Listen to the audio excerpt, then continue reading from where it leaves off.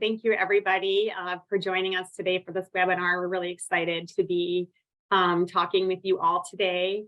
Today, we're going to talk about the Xerces Society's Habitat Kit program, and specifically how that program works to remove some of the barriers to successful restoration work for pollinators and other invertebrates. This is part of our Xerces webinar series on threats and solutions. My name is Jessica Cruz. I'm the Senior Pollinator Conservation Specialist with the Xerces Society, and I'm based out of Sacramento, California. And I'm joined today by my coworker, Caitlin Hasse, who is a Pollinator Conservation Specialist for the Southwest region and is based in Santa Fe, New Mexico. Next slide. So I want to start with providing people with a little bit of an overview about the Xerces Habitat Kit program so people have a better understanding of what that program actually is and how it works. Our Habitat Kits basically provide climate smart native pollinator plants to project partners. And our project partners provide the time, the labor, and the land to plant and maintain high quality habitat for pollinators. So at its heart, it is essentially a plant giveaway program, but as we'll be talking about throughout this webinar, we really feel like it's more than that. But we're really happy to be able to be supplying plants for partners who honestly do all the really hard work of planting and maintaining these habitats. Next slide. So this program, the Xerces Habitat Kit program, it started in California in 2019, and it's grown kind of dramatically since then. So in 2019 in California, our population, our overwintering population of the Western Monarch had a terrible, terrible year. And by 2020, there were less than 2,000 Western Monarchs counted along the overwintering sites along the coast of California. And we got together and thought, what can we do to address this issue, and how can we get high quality habitat on the ground more quickly and more successfully? How can we scale up? And so that's sort of how this program was born, was through that effort and through that amazing brainstorming sessions of Xerces staff. So like I said, we've grown since 2019. We now have Habitat Kit programs in 6 different regions throughout the US. That includes California, of course, Santa Fe, New Mexico, Detroit, Michigan, the Northeast, Wisconsin, and Oregon. So it's super exciting to see this program grow. Each of these different regions has a slightly different focus, and we're going to talk a little more about that and kind of dig into some of the unique features of these different regional programs and the communities that they serve. Next slide.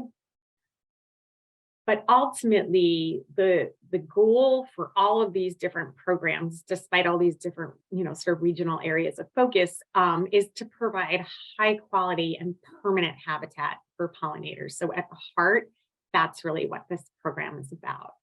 Next. I'm going to turn it over now to Caitlin, who's going to talk about threats and solutions. Great. Thank you, Jessa. So the Habitat Kit program was built to provide habitat for pollinators and address some of the major threats to pollinators. And one of the first major threats it's directly addressing is habitat loss.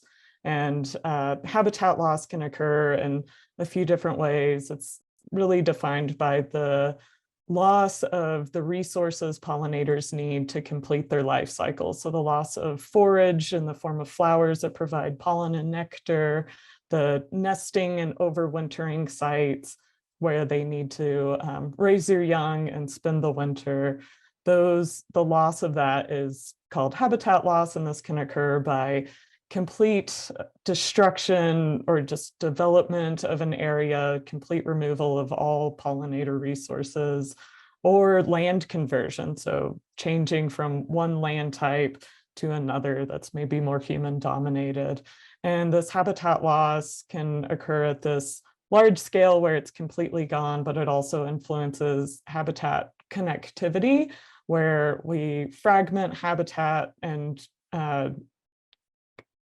movement between habitat patches is limited due to the space between patches. So this is one thing that the habitat kits directly address, is this habitat loss. It's a major threat to pollinators and also most other wildlife species.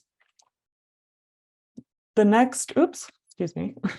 The next major threat is pesticide use, and this occurs in many different landscapes, from large scale agricultural use to just backyard pest control, where pesticides harm the unintended pest in the landscape. So these pollinators are visiting plants and other landscapes. Their nesting sites may be contaminated with pesticides and ultimately cause mortality or harm them in a way that reduces fitness and impacts their populations.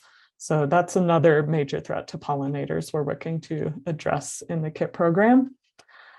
The next major threat is climate change, and this is really influencing also habitat loss, but involves major shifts in the habitats that pollinators depend on. So we might see major shifts in where different vegetation, different plant populations occur due to increased temperatures or variable precipitation. We'll see shifts in the timing of when plants flower and when those pollinators may be active. So climate change is another major threat to when those resources in the landscape are available and where they might be for those pollinator species.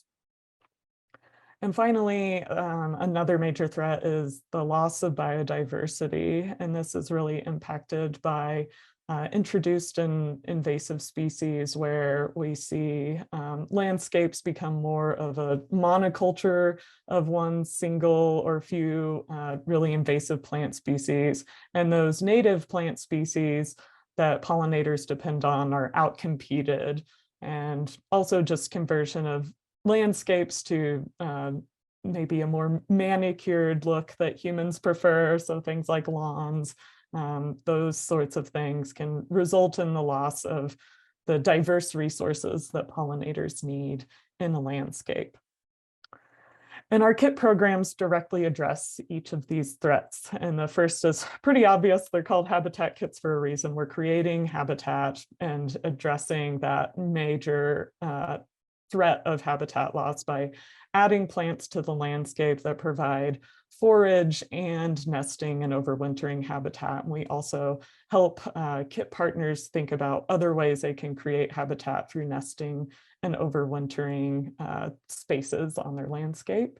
We also address pesticide use in the KIT programs by thinking about, are the plants we're providing, are they produced and contaminated with harmful pesticides that the pollinators might be exposed to when they visit these habitat kit plantings.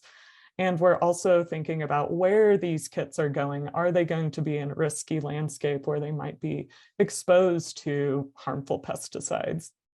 We're addressing climate change by ensuring that the plants we provide are native and adapted to the region that they're going into. So we try to ensure the plant material is sourced locally from the region, and that the species are adapted to being resilient to a changing climate.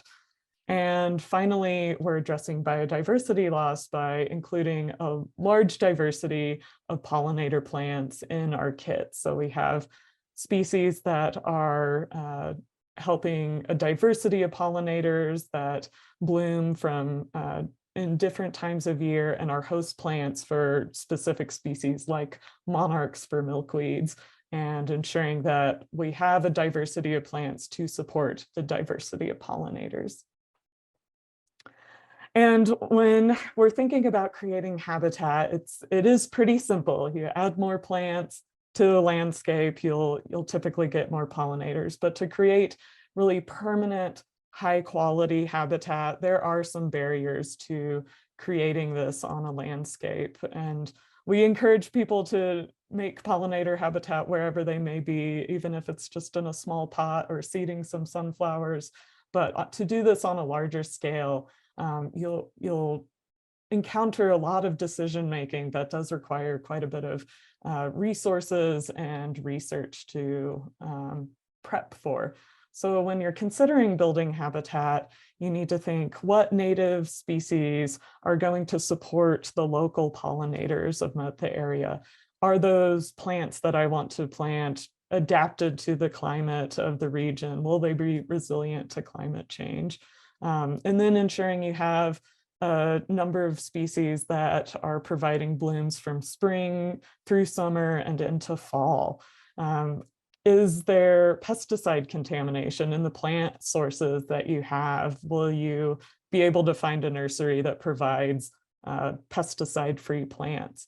And then another huge barrier is, are these plants commercially available? A lot of these native plants are produced at a very small scale or just not even available on the market at all.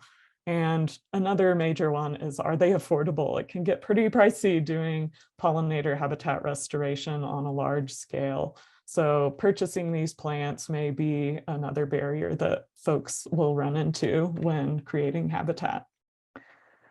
And the Habitat Kit program addresses many of these barriers by offering these kits to shovel-ready projects at no cost to partners. The partners do provide a lot of the barriers to restoration by providing the land and labor, but we provide a very curated set of native plants that are adapted to the region, that support a diversity of pollinators, and are pesticide-free from good nurseries that produce lots of different native plants. And also another barrier is just knowing how to grow native plants. It can be a bit challenging if you're not used to some of the species that are native to your area. So Xerces staff is available to help partners understand where to plant, how to plant, and maintaining those plantings for a long period of time. So I'll pass it on over to Jessa now. Thanks, Caitlin. Yeah, so I'm gonna sort of pick up where Caitlin left off and talk about some of the key elements of the Habitat Kit program. And Caitlin touched on a lot of it, but I'm going to try to elaborate on some of what she was referring to and really talk about how this program or how we feel and how we want to make this program more than just a plant giveaway. Next slide, please. And so in doing that, we, as Caitlin talked about, we put a lot of focus into selecting the plants that we're choosing for these different kits. And one of the things that we've been really lucky to be able to do is to curate some really detailed plant lists based on some of our research, the work of some of our research partners, as well as a lot of our community science participants who have been really, really key in helping figure out really specifically and for each region, which pollinator groups or species are most vulnerable or at risk, and which are the plants that are most adequately going to support those populations, as well as looking at it sort of more generally, what plants are just generally good for pollinators. So we're trying to do both things through this program. The other thing that we're really trying to do is provide great diversity of different plants. So as Caitlin mentioned, we really like to think about, so in addition to having this program for those 6 different regions that I mentioned earlier, within each region, we may have, different actually sub-regions, like for example, California, as people know, it's a really diverse state. So what grows in one part of the state is not the same as what grows in another. We think about having kits for different landscapes or different specific conditions. So looking at having something like a garden kit for an urban space or a smaller space with, smaller plants or a smaller number of plants, compared to, say, a hedgerow kit that might have some larger shrubs, or a grassland kit that might be intended to use in sort of large scale prairie restoration. So really trying to think about these different landscapes and then different conditions, a xeric kit for an upland habitat versus a riparian kit for a wetter site. Really trying to develop kits for all of these different scenarios. Next slide, please. One of the things that we do is we ask people to submit a project proposal in order to participate in the Habitat Kit program. And in that proposal, we're really asking people to demonstrate that their project is shovel ready, to demonstrate to us that they have the ability not just to plant, but also to maintain the habitat over the long term. And that we really ask people to commit to following the proposal, to following sort of the plan or path that they laid out once they get their plants. And one of the ways that we do that is requiring these follow-up reports that are due 6 months to a year after planting. And these reports serve a couple of purposes. One is to just help encourage people to continue to maintain things over the long term. But also it's really great for us to learn more about maybe which species were or were not successful, so we can update our species list each year, or help identify what are the pitfalls or what other barriers are still existing for people, and try to help find solutions. So it's a real back and forth communication, I think, between our staff and the partners on the ground who are doing this work. Next, please. And as I said, it is a back and forth conversation. So a huge part of the KIT program for all of the regions that we work in is providing technical assistance to all of the participants each year. And that could be, general recommendations on site preparation, or some planting guidance, some really detailed plant lists that include information about, the growing conditions of a plant, or its size at maturity, or which species that plant is known to support. So really trying to provide that educational component for people. And it could also be, one-on-one technical assistance for those who need it, where we can go out and do site visits, help people with planning. Our staff shows up for planting days, and, we like to roll up our sleeves and pick up a shovel and, help get things done. So on a lot of different levels, we really try to stay engaged with people and give them the support they need, beyond just the plants themselves. Next, please. Pesticide risk mitigation has really been a core part of this program. And, as Caitlin mentioned, we work with the nurseries who are producing the plants to make sure that the products that they're using aren't harmful to pollinators in the long term, and to make sure that when those plants leave the nursery, they do not have any pesticide residues on them once they're outplanted. We also, on the other end, work with folks who are planting these to make sure that the locations that they're choosing are well protected, right, from drift, whether it's a cropland area or even an urban habitat. Sort of pesticide use is everywhere. So really trying to work with people to think about that. And through that process, I feel like one of the things that we've been able to do is really start a lot of conversations and help educate a lot of people, so that they're thinking more broadly maybe about pesticide use and where and how it's being applied, and what the unintended consequences or impacts can be. So the nurseries that we worked with over the course of several years now have really started thinking about how they use pesticides in the nursery. And then on the outplanting side of things, I think a lot of our partners are really thinking differently, or thinking more deeply about pesticide use, and has started a lot of great conversations around it. So there's sort of this ripple effect, I think, that's happening that ultimately is going to be beneficial for people and pollinators and the environment as a whole. Next slide. So I want to move in now to talking about our different regional programs. As I mentioned, we have these 6 different regional programs. There's a lot of similarity between the programs, but there's also some kind of unique features that we wanted to talk about, just to give people a little flavor of what these different regions are all about.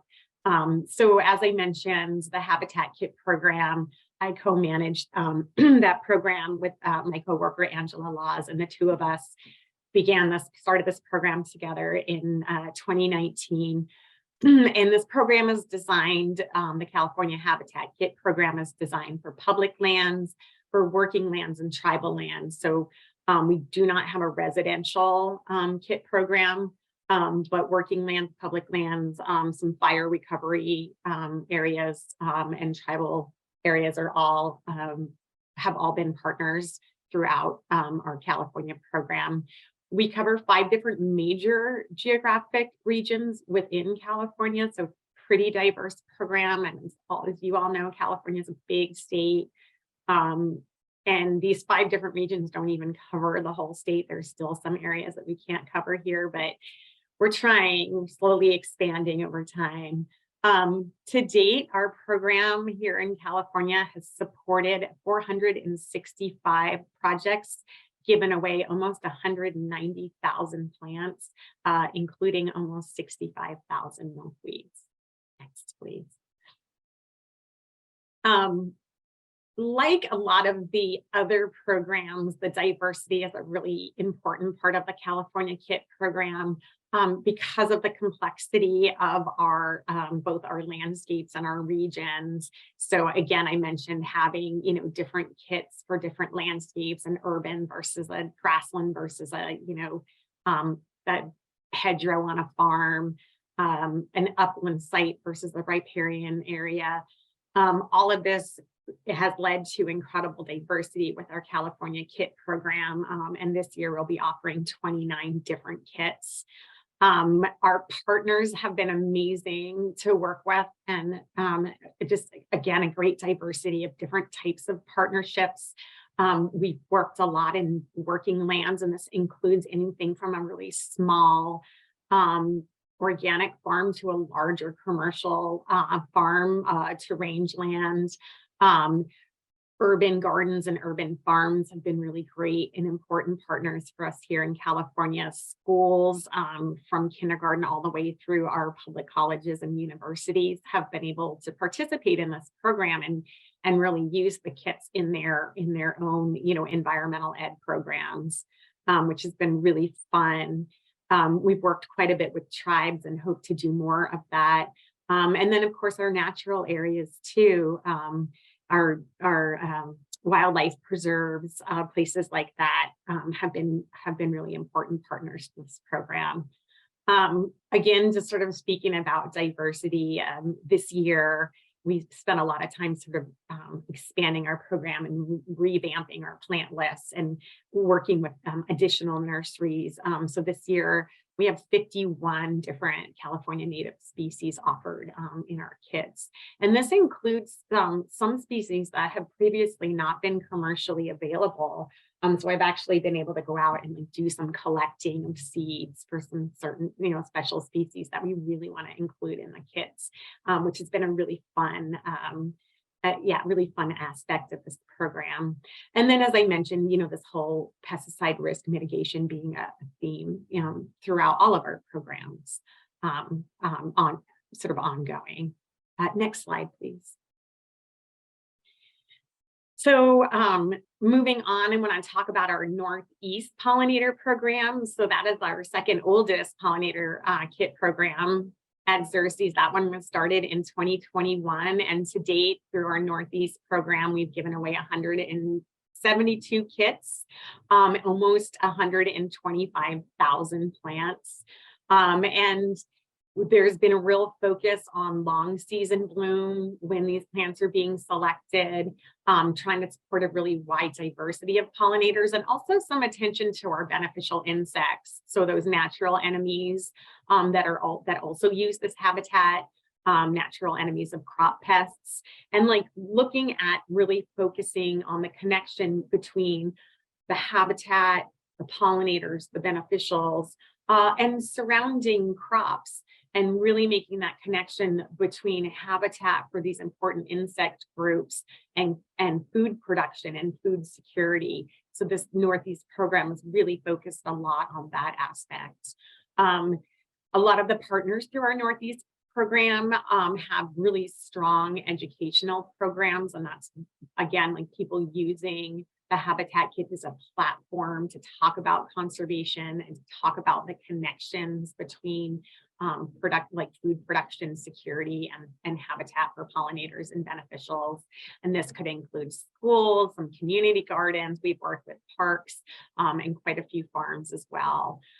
In 2023 in the Northeast program, we started to develop sort of a sub-program that was prioritizing urban areas, specifically urban farms and gardens in New York City, in Philadelphia, and also in New Jersey, with a particular focus on trying to partner with historically underserved communities. So urban spaces that were really in need of green spaces, were really in need of some resources to improve the green spaces that they do have. And next, please. The motto for the Northeast Pollinator Kit program is building strong networks of people, plants, and pollinators. So really looking at the interconnections between those three P's, people, plants, and pollinators. We've partnered really closely with Pinelands Nursery for the Northeast program. It's been an amazing partner, and they're the ones who produce all of the plants. Like California, in the Northeast, we've worked hard to include some harder to find or more, less common species that are really important for different pollinator groups.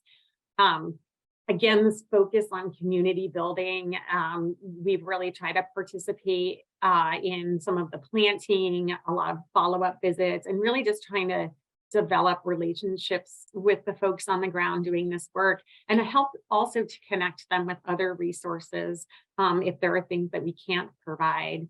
And again, this recent focus on urban landscapes and on creating sort of connectivity in food deserts or in food apartheid areas, really thinking about, again, that connection between pollinators and insects and food security. Next, please. And then new this year is our Oregon Habitat Kit program. So just launching here in 2023 with this goal of increasing the amount of pesticide-free habitat in Oregon, both the northwestern and southwestern regions. Right now, those are the parts of Oregon that program supports. And again, focus on native plants that have a really high value to monarchs or pollinators. And similar to the California program, the Oregon program is focused on public land, working land, tribal lands, and community spaces. And 2023, again, is our first year, and we are planning to give away about 115 kits this year, which is equal to about 3,700 plants to 56 different project partners. Next.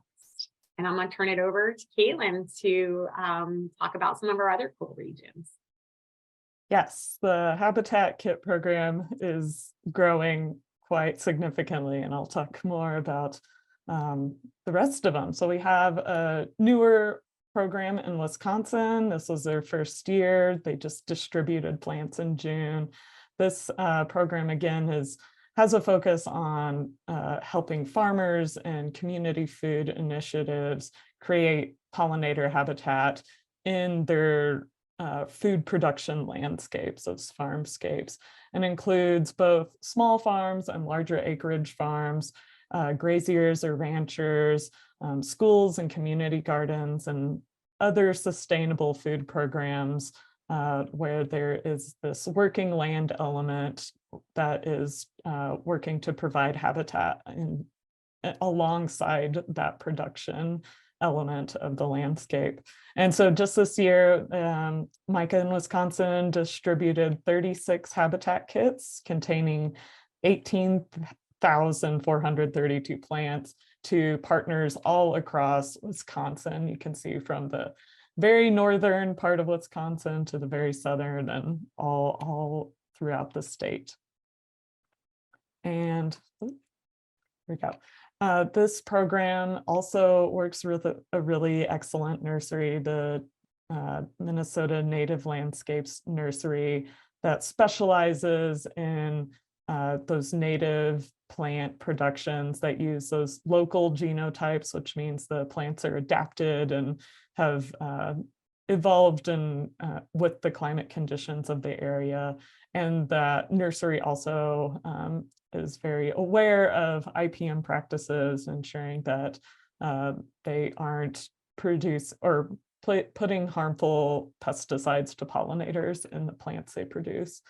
They've also adjusted their kits to suit different regions of the state. So as you saw, they were all across the state, and some of those regions might need a different suite of plant species. So adjusting for that in the habitat kits, as well as how big the planting space might be, from 400 to 1,000 square feet types of kit sizes. And then ensuring that they have that balanced plant composition. These kits included 24 different species in the kits that provide a diversity of resources for the Wisconsin pollinators. And then, of course, this is a theme here that we're hoping to strengthen our communities by providing these kits to community partners that involve the public and other partners in their planting days and landscaping. Another newer program is our Detroit Pollinator Habitat Kit program. These were designed specifically to support urban agricultural landscapes in the Detroit metro area.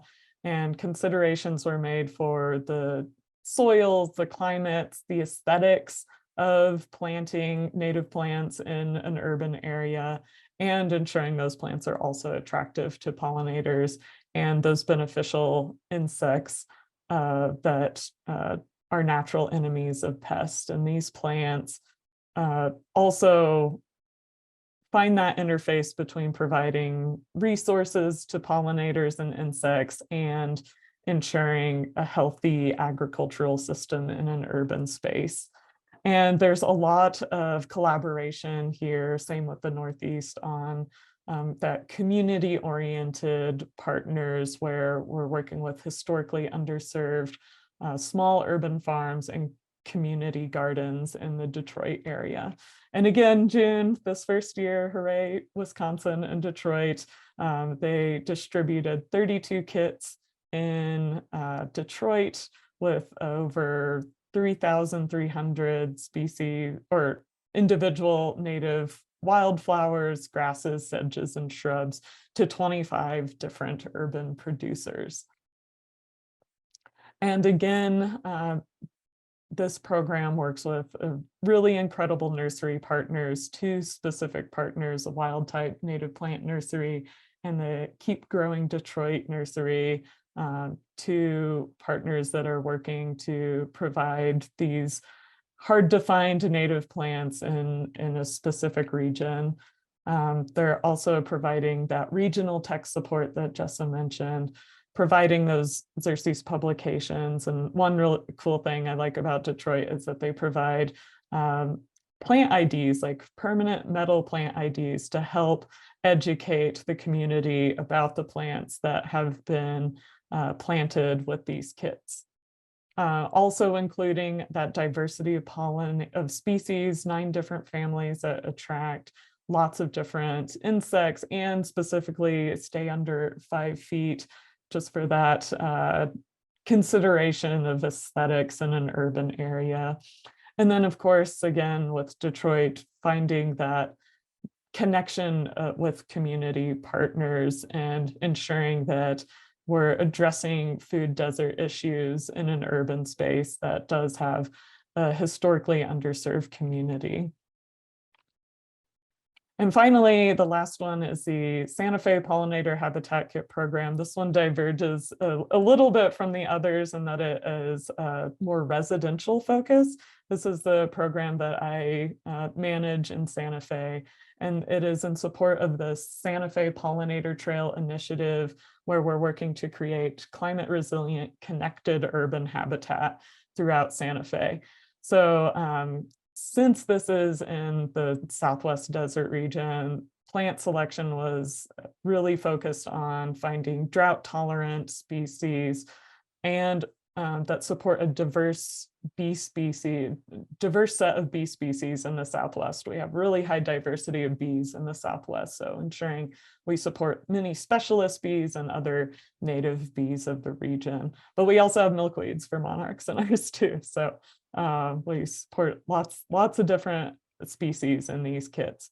Since these kits are intended for residential use in private home gardens and in some small public spaces throughout the city, the kits are typically smaller. They're just a single flat of 2-inch plants with a shrub and can fit in just a small 300 square foot garden.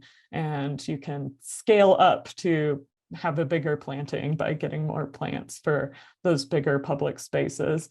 And those public spaces act as educational demonstration gardens in most cases.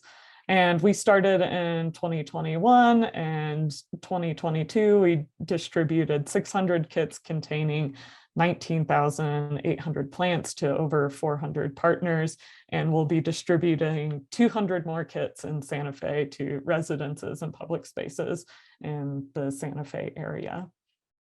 And a few highlights of this program include the nursery we work with. This is a Santa Ana native plant nursery. It's a Pueblo owned and operated grower that is entirely pesticide free and specializes in wholesale growth of native plants for restoration and reclamation. So a really neat partner to have here in New Mexico. Also introducing plants that aren't commercially available, including those that are very attractive to native pollinators, a few verbena species and milkweed species that are really hard to find.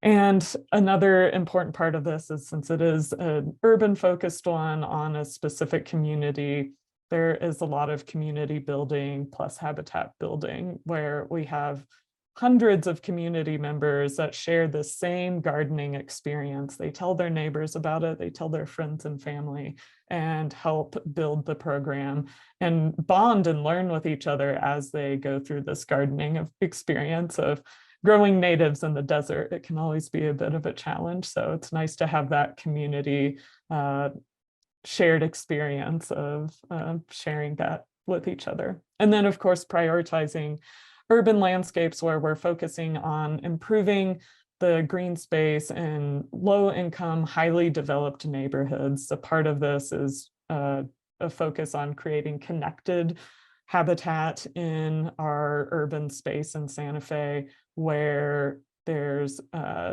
mostly in those really highly developed areas with very little green spaces tend to correlate with those low-income neighborhoods as well. So building habitat where there's fewer resources is a really key part. And so if you're interested in the Habitat Kit program, please consider, if you are lucky enough to be located where we currently have a Habitat Kit program, think about submitting a proposal. If you are a farmer, know farmers, spread the word about the Habitat Kit programs where you are. Or you can potentially look into volunteering with current Habitat Kit partners, see if there are some community gardens or other community spaces that need help with weeding or watering these new plants in their landscape. And so if you are thinking about how else can I help provide pollinator plants for my community, there's a few things you can do, including supporting your local plant producers, specifically your native plant producers, asking them if they can think about providing these native plants that are hard to find. Just knowing that there is that public demand, they can adjust their growing to what is really desired in the community. And also consider, Xerces has a couple resources such as our Be Safe Nursery Plants webpage and documents that help you talk to a nursery about how to find out if your nursery plants that you might be purchasing have any pesticide contamination. And then our native plant seed and services directory is another great resource to find native plants, or tell your local plant producers to see if they can get on our directory. Another thing that you might consider is looking into donating to local seed libraries. Libraries, nature centers, master gardener groups, some of these host these libraries in your community, or you consider starting one or helping start one in your community. If you do think about organizing your own plant giveaway, just consider a lot of the key elements that Jessa talked about earlier. It is a lot of work, so just consider starting out by determining your goals, how big the extent, the scale is, and consider what the plant supply and producer capacity is, because that can be a major limitation in providing plants to a large number of people, and ensuring those plants are going to be pesticide free and appropriate for pollinators.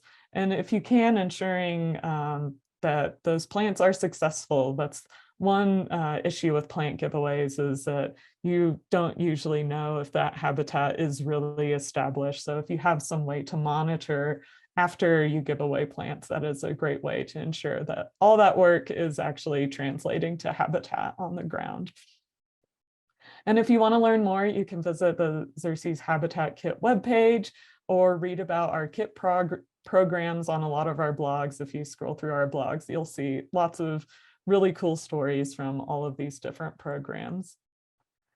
And I just want to say thank you to all of our Xerces members. We're a donor-supported nonprofit, and so thanks if you're a member. We appreciate you. And if you want to consider helping Xerces create habitat, think about becoming a member today. And with that, I'll say thank you. Thank you, Jessa, and we'll take some questions. Yeah, thank you so much, Jessa and Caitlin, for that very informative presentation. I think you did such a wonderful job. We just have a few lingering questions here, so we'll take some time out to answer a few of those. So the first one, I know that you mentioned the main purposes of each of these habitat kits. It's food security or providing blooming all throughout the season. But we had a question about, are the plants in the kit geared to mitigation of climate change, or ones that are chosen for the warming climate, or either? I can take a first crack at that question, and then Caitlin may have something to add. So I would say kind of both things. So there's a number of there's a decision-making process in plant selection related to climate change. I think for one thing, we keep in the back of our minds the idea that any kind of restoration, any kind of adding native plants into degrading ecosystems is going to help mitigate climate change. And so on that level, all of this work really does help mitigate the impacts of climate change. There's a recent article that came out, and I wish I could remember the citation right now, but it looked at carbon sequestration by hedgerows planted in agricultural areas, and the amount of carbon they estimated that was sequestered by these hedgerows was phenomenal. It was very impressive. So on that level, I think trying to address climate change just through planting native plants. But we also are looking at sourcing plants from the ecozones in which they're going to be outplanted. So trying to have those locally sourced ecotypes being really important. Thinking about climate change, definitely with a focus on plants that are either drought tolerant or can withstand a variety of different conditions, knowing that our climate is increasingly throwing unpredictable weather in our way, in our path. And so those are other ways that we think about climate when we're thinking about what plants to include in these kits. Caitlin, is there anything else you can think of related to climate that I didn't mention? I think you covered everything. I would just say, yes, there is like a specific choice made to select plants that will be more resilient to drought and increased heat versus something that does require maybe a cooler environment if selecting a certain species includes, oh, this thing needs a little more moisture and is not as hardy as another species. I think that's, adjusting more to surviving a warming climate. But again, it's all usually typically helping that mitigation piece too. So I agree. It's a little bit of both. Awesome. Well, thank you so much, Jessa and Caitlin. Our next question comes from Heidi, who is wondering about the monitoring protocols or reporting. For example, is it an expectation that the plants will be monitored for survival if you do receive a habitat kit? Yeah, I can take this one. So all kits are different on exactly what people are expected to report, but for the most part, it is just plant survival, ensuring that we know we've selected partners that are working to ensure the survival of the plants on their property. So there isn't, I don't think currently, Jessa, there's any sort of specific pollinator monitoring or other flowering monitoring going on. It's mostly just survival. We do encourage people to consider submitting community science data to our projects like Bumblebee Watch or Monarch Milkweed Mapper, Western Monarch Milkweed Mapper. So there's opportunities for people to monitor pollinators in their kits, but that's not a standard requirement of our reporting to include much else other than survival of those plants. And I would add to that, we do have monitoring protocols developed within Xerces for monitoring habitat that we use internally. And so if people want to do that extra step, we can share those monitoring protocols with people. They're pretty basic protocols. We just don't require our partners to do it because it might be above and beyond, what a lot of people have the capacity to do. But again, as Caitlin said, we're really focused on making sure these areas are being taken care of in the long term. And also that, in addition to survivorship of individual plant species, if there are overarching challenges that people are having, say with soil or water or pest pressure or like things like that, that those can be addressed and that we can help people figure out sort of how to troubleshoot and solve some of these problems that everybody faces, right? Weeding, things like that as well. Great, thank you so much. And then a few folks had questions about whether the habitat kits address like the sides of roads or the space between the sidewalk and the road in order to make those more green. And I would say really quickly that we have a wealth of publications in our publications library for installing pollinator habitats. That would be xerces.org/publications, and you can search by your region or topic, and there's a ton of filters to help you narrow it down. But just to ask both of you, are there any of the habitat kits that specifically address that area in urban spaces? Not that I know of specifically for California. I think some of the other regions may. One thing, well, a couple of things. We do also have some of our resources at Xerces, like if you're looking for this sort of general theme, you can look at some of our roadside publications. So if you type roadsides, you'll come up with some information that's probably relevant. We do a lot of the places where these kits are being planted are, could be really degraded areas. So there's definitely a focus on picking plants that are pretty tough. Things that have high survivorship in a variety of conditions. That's definitely, at least in California, a criteria. You got to be tough if you want to be part of our kits. I don't know, Caitlin, how about you? Yeah, it's funny. I've definitely heard the hell strip word in Santa Fe, and I do have a neighbor that planted some of her low water kit species in the hell strip between the road and the sidewalk. And it just requires a bit more watering, a bit more TLC, if you will. But yes, most of the species are tough enough. They're tough enough for your beginning gardener typically to survive, kind of harder to thrive in locations. And with that location, it's usually very compacted soil, very hot, very not typically a lot of water, maybe a little runoff from the sidewalk. But I think that's a more technical assistance answered question for people that want to plant in those areas compared to the specific kits that we have. And maybe a little more attention to site preparation, like before you even put anything in the ground, like really thinking about the soil conditions and what you can do to improve them even before you start planting. Great. And I think for these last few questions, they're all really about the same topic. So it seems like we have a ton of interest. And Jessa, I know you talked about how you'd like to expand and create more, habitat kits that are applicable to more areas at a more local scale. And maybe Caitlin, if you could put back up the slide with the contact info, but people are really just wondering, how do I show interest in my area? Is there any kind of interest list I can join for when you do expand? There's just a lot of excitement about getting involved. And so do you have any tips for people on that, or even getting their state involved at the state level, things like that?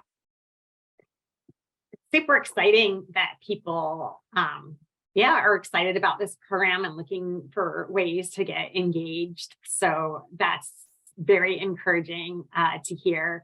I think in terms of staying informed when new programs are launching, I think the best thing to do would just be to sign up for our Xerces e-newsletter. Anytime we launch getting ready to launch a new program in a new area, like that will be in the e-newsletter. So it's probably the best way to stay informed, as well as visiting our webpage. The biggest limitation, just like all nonprofits, is capacity and funding. So there are places where we have existing staff on the ground where we don't have habitat kit programs yet. And those would be the areas that we would probably expand to next, if we're able to get funding to support that and have the staff to support the programs, because as Caitlin mentioned, it's a lot of work to manage these programs. There's parts of the country we don't have staff in yet, but maybe we have great partners, and maybe that's a situation where some of the partners or people could band together and form their own programs, and we could find ways to support that. I know Extension Services in Utah, for example, has done that, and I've talked to them a little bit to help them launch their program. So that's another possibility. Our Bee Campus Bee City program is a really great way for people to plug in and get involved. And some of those entities could start their own programs, or again, like connect into ours. I don't know. I can't think of any other ideas, but I'm sure there's more out there. Yeah, I would say there's typically, I've received a lot of interest from other nonprofits or land management groups that are interested in creating habitat kit programs. And it's really about finding the funding and capacity to manage them. It's a lot of work, but I think starting at a small scale is really doable. From like, if you can even working with a nursery to create that curated kit of specific species that doesn't necessarily have to be a free giveaway program, but ensuring that that resource is available through local native nurseries that provide bee safe plants. I think that's another great way to address this need for removing this barrier to habitat restoration.